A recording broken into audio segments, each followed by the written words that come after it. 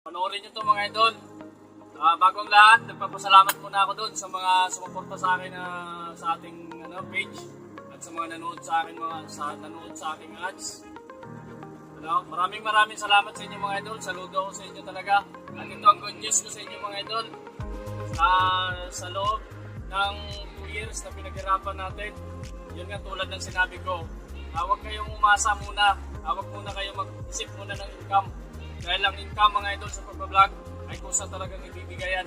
So ito na mga idol. At sa hindi natin inaasahan, nag-enjoy lang tayo. Pinasahod na tayo ni Meta, ni Facebook. So maliit man mga idol pero malaking bagay to, malaking halaga to.